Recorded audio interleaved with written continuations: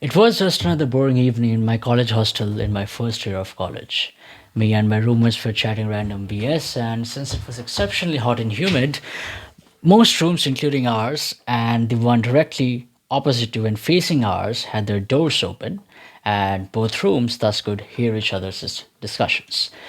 All three members of my room were Bengalis. We were speaking to each other in Bangla and not making any commotion whatsoever, while there were six boys in the opposite room, all from the North Indian states of Bihar and Uttar Pradesh. Mind you, this college is in Tamil Nadu. And in our limited conversation with these boys from before, me and my roommates had a sense that they weren't the most friendliest of people to be around with, given the occasional choice of lewd language and consumption of alcohol and cigarettes, and so we did not engage with them much. But that evening, they were probably a bit drunk, suddenly started shouting from their rooms rather loudly, intentionally, enough for us to clearly hear what they were saying. And judging by the title of this video, no prizes for guessing what they said, what they wanted us to hear. Sexual objectification of Bengali women, general North Indian slangs targeted towards Bengalis, sloganeering of Bengali ethnic cleansing, and whatnot. It went on for a bit. We thought of escalating it to the warden, but we got to know that these men had political connections in North India, hence we refused to take action and just closed the door. Fortunately, they did nothing else after that, as they themselves shifted to a different hostel where they probably found similar like minded folks. And now, my national level college was my first taste of India. You can say students come there from literally every state in the country, and national level colleges are mini Indias. You get to interact and explore every culture in the country, and it is truly beautiful when you see India being condensed into a few hundred acres. Like in one small group of the same group activity, you have an affluent kid brought up in Bangalore and Mumbai who has traveled continents, next to a boy who has stayed all his life in his district of Tamil Nadu, next to me and the rest of the group migrating from a different, sometimes thousands of kilometers away from their homes to that table and having little to moderate prior experience of interacting with the rest of India. For me, it was enlightening as I call myself a full time observer, trying to deduce patterns of different cultures, interact within their own kind, and to strangers from a different culture. Their lingo, the slang, the accent they use while speaking English. I went all in on interacting with the entirety of diversity all around me, putting to the test all the cultural assumptions I had and what the individual came there to represent, getting to know more about their festivities, their life stories, sharing my own. And don't get me wrong, an absolute majority, 99.99% of them were positive and beautiful and loving. Now, of course, I wasn't fully naive. I was well aware of the fact of the rising anti-Indian racism across the country, as I could see in social media and through the process of interacting with people. Getting this negative aspect tested was one of the motivators too. Now, my college is not only an amalgamation of India as a whole, it's also that of 17 to 25-year-olds, India's rising youth who form the bulk of our population, who will soon join India's growth story. So, is it as bad as social media wants me to believe? I wish it was a simple yes or no answer, which is why I need to put these thoughts out. Uh, so, in my years of interacting with non Bengali India, I grasped the two forms of racism, of anti Bengali racism, direct and indirect. Direct being that one rogue incident I began the video with, and what culminates to such kind of incidents, the indirect one. It can be that harmless, oh, Rasgulla joke. It can be that hamba hamba dumba dumba joke, the boka chodas, the communists, the typical stereotypes towards other cultures we all grew up with, widely depicted in our TV serials and films. The Oi Papa Ji for Punjabis and Sikhs, the Momo jokes for Northeast Indians, the na na na na na for anything South Indian whatsoever. Things which we lie towards the more harmless side of this entire racial objectification spectrum. It's just stereotypes. It's not racism, right? Now, this is where the lines get blurry. some people find such jokes offensive, while I can just laugh it off. If you start chanting hamba hamba while dancing like a sub-Saharan African tribe member in front of me, like I maybe even hope that you can by chance strike one of our Kalajadu swells to make your nearest furniture start floating or your enemy to get a bit of a stomach ache. But you see this, right? It's all fun and jokes. Like I got you laughing there, and it's all fun and jokes until my line is crossed. And that is a very personal line. What is acceptable to me is not to the person next to me. Also, I remember one guy telling me, "Oh, you're one of the better Bengalis." Like, दूसरों से अच्छा somewhere along those lines. Like, where do I put that on the spectrum? Like, I laughed it off, but I didn't like it at all. And social media doesn't do nuances, it does extremes. It is where the Kalajati jokes become Shonagachi jokes. It's where the beautiful Bengali women become subjects of sexual fantasies. It is where our communist and socialistic past is frowned upon by an apparently capitalistic society. Pre election cash handouts would beg to differ. And it is where politically driven targeted agendas influence India's social media addicted youth, where the prefrontal cortex, which acts as the brain's CEO for complex functions like decision making, planning, personality expression, social behavior, and impulse control, is developing the most and is subject to brainwashing. Now, freedom of speech doesn't come with freedom from consequences for your speech. If political orators can be in jail for inciting violence, you fall under the articles and derogatory laws of the same constitution. But Indian social media, rather social media in general, runs under an anarchy. It is controlled by few people. Mark Zuckerberg owns Instagram, WhatsApp, Facebook, Elon Musk owns X, Twitter, what I'm gonna call it. Sundar Pichai represents Google, which owns YouTube. TikTok is owned by ByteDance, which is essentially a front for the Chinese government. Reddit is being shared by a multi-billionaire Newhouse family. The Tencent is another Chinese government fund. Vanguard, Fidelity, BlackRock, the ChatGPT guys, Sam Altman. Like Reddit had three co-founders. One of them only have like a 5% share now. The other one left, and the third one hanged himself from governmental pressure for trying to make education on the internet free. But if we focus on these individuals and corporations from what they represent and how they have historically regulated social media they own, you see anecdotes and statistics, facts, research papers, like, for example, the leaked internal documents tied to the Facebook files reveal that 46% of teens aged 13 to 17 said that the platform made them feel worse about their body image, directly linking users to the increased rates of anxiety and suicidal intention. Following Twitter's 2022 acquisition by Elon Musk and the subsequent launch of financial incentives tied to your engagement, researchers document a 50% increase in hate speech, with the use of specific slurs rising by nearly 250%, effectively normalizing hostile social behaviors and deepening political polarization. WhatsApp University is referred to as the widespread misinformation, fake news, rumors, and political propaganda, but a messaging app where users share unverified content, leading people to believe that they're educated on topics without the critical fact checking, fueling social tension and harmful beliefs. And during the Tigray War in Ethiopia, both Facebook and Twitter were inundated with hate tags and calls for ethnic violence. And these platforms did, of course, nothing. They failed to remove them and effectively allowed these platforms to serve as command and control centers for inciting atrocities.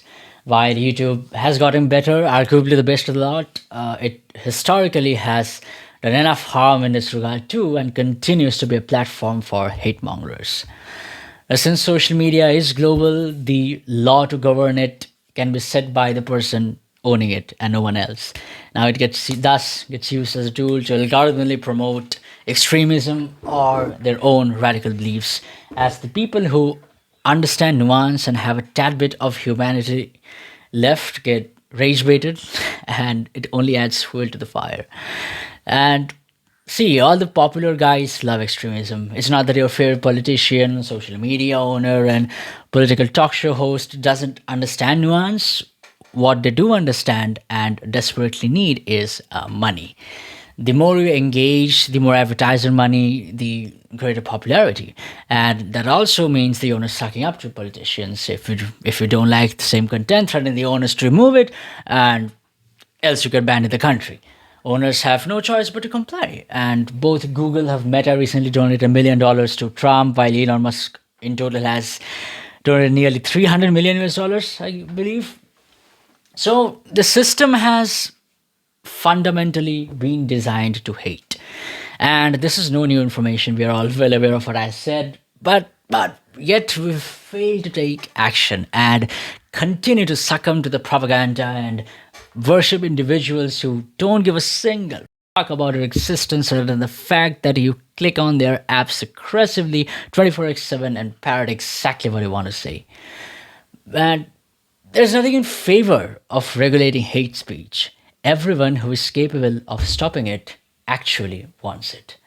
Thus, I cannot help but sometimes empathize with the people who have been racist to me both in social media and in real life. Like, they're just another addition to the ever growing victim list of the social media virus. Like, think about it. Your favorite politician has all the ability to address your calls for ethnic cleansing, wipe out every group you hate. But if they actually do it, there'll be no one left to hate anymore. They will start asking why there's no social net to get you out of poverty, why is there no employment, why is infrastructure crumbling, why does education and healthcare have to be either insanely expensive or of horrible quality, otherwise like to the point it harms you instead of fixing you. Like, then they will have to cook up another story to target another group for this cycle to continue to suppress you from asking questions which matter. And I believe the Bengalis are the greatest example of such a cooked up group to hate when they haven't even done anything to you. And yes, a huge part of this has been the blurring of lines between hate towards illegal immigrants coming from Bangladesh to rightful Indian citizens like me. Like they say, Bengal's chief minister doesn't do anything about it as they vote for her. Is it true? Many investigators have suggested so, even by the journalists I respect. And anecdotally, it's true. The scenes in the district capitals bordering Bangladesh and what I saw outside the passport office when I went there to get my passport done, it blew my mind. And it is a real problem. But allegations of harboring illegals doesn't even arise if the central government did its job, its due diligence of protecting our borders. Like arguments that a state is preventing the center from building borders in unfenced areas actually shows the incompetence of the center, that it's getting bullied by a state even though there's no law for a state to prevent the center from building borders. Like Bengal's border with Bangladesh, an international border, is not the personal property of a state chief minister. So don't come up with that of me. Like, and yeah, while I do not have any justification for any criminal atrocity happening anywhere in India, the fact that some people only focus on the law and order situation only of Bengal and that of Kolkata is just absolute BS, because of the fact that centrally collected data ranks Kolkata as the safest city. And if you can provide an anecdotal that horrific rape incident which happened in Arjigor, and that's unfortunate. I have no backing or justification towards it. But pure statistics tell the fact that while it was an unfortunate incident, it is not even nearly as comparable to what is a near daily occurrence in certain cities, especially in and around Delhi. And what I'd also say is the fact that we protested. Bengal came out in hordes and widespread citywide, statewide protests of women coming out to claim the night, marching on the streets in the dead of the night to claim their right. And there have been incidents of local politicians claiming that why should have the girl been outside in the night, and they have been condemned unequivocally by the citizens of the state, of the city, which ranks number one in research by the Nature Journal too, which is not funded by George Soros. Like Bengali is the cradle of Indian nationalism, which united India to gain independence. A Bengali wrote the national anthem, which is sing with pride, and once lobbying to replace Janagadama with Vande Mataram. Sorry to break it to you, mate. That's written by Bengali too. Like J.C. Bose invented the radio, but European Academia failed to credit his contributions due to guess what? Racism. And S.N. Bose worked with Einstein to produce the Bose-Einstein condensate theory, which predicted a literal new state of matter, like the importance of which I don't even want to explain because racists like you have failed to develop the intellectual capacity beyond they're not like us, so kill them. Like same goes for Meghnad Shah's ionization equation. P.C. Ray as the father of Indian chemical science, the founder of Bengal Chemicals, the first India's first pharmaceutical company. Prashant Chandra Mahalanobis, the founder of ISI, the Statistical Institute, regarded as one of the world's greatest institutes for statistics, and he was also the key architect for Nehru's second five-year plan, which achieved. Build India's biggest steel plants as well as our atomic commission, which helped India eventually become a nuclear power, and which is why it prevents international forces from bullying us. Our fact that we are a nuclear power, and we should take pride in that fact. And I didn't even touch literature and society, like Rabindranath Tagore, who refused knighthood because of his patriotism, Satyajit Ray, who was the first Indian to get the Oscar and serve as a huge inspiration to the greatest Hollywood directors of all time, like Martin Scorsese, Christopher Nolan, Wes Anderson, Francis Ford Coppola, let's name him. Yet, you hate us. And so what I want to say that it doesn't mean, that doesn't justify that you will generalize your hatred towards illegals towards all Bengalis who have contributed leaps and bounds towards nation building. Sure, we have tumbled economically, but still, that doesn't give you the right to be racist. Even after all the decline, Bengal is not an economic liability to India, rather a contributor. Bengal receives only 90 rupees from the center for every 100 rupees it contributes, while the states from which the boys were, who were racist to me in my college hostel, get back 400 to 700 rupees back for every 100 rupees contributed. So every community they were racist towards were the ones funding to run their state, infested with corrupt and criminal politicians whom they worship just because they hail from the same group, be it caste, religion, and spread the vulgarity to distract them from the real issues plaguing their lives. Social media today is not at all a representation of the physical world. Anonymous accounts are virtually untrackable to the person operating it, hence people are much more reserved to be racist in person because of the fear of getting beaten up. And that context of physicality matters in the racism problem. Due to the Great Bengal Famine, artificially created by Winston Churchill, which in only a year killed half the people compared to the Holocaust, which actually spanned 7 or 8 years. And that led to Bengalis being genetically, physically weaker than what they would have been without the famine. And thus, it makes far easier to be racist in my face compared to a well-built Sikh who will ensure you don't recognize your face again if you call them a Khalistani in person. So, we cannot be united as one. We cannot be all Indian if we continue to shout that all Bengalis are Bangladeshis, all Punjabis are Khalistanis, all Northeasterns are Chinese, all Malayalis are ISIS exports, all Tamils are Sri Lankans, all Kashmiris are Pakistanis. Like, I call myself a proud Indian and I have never doubted my patriotism and love towards my nation. If we are racist, you may just be joking or can be real serious about it, but as long as you keep doing it, the minority groups getting victimized won't help but ask the question I asked myself that evening in my college dorm: how can you love a country which does not love you anymore?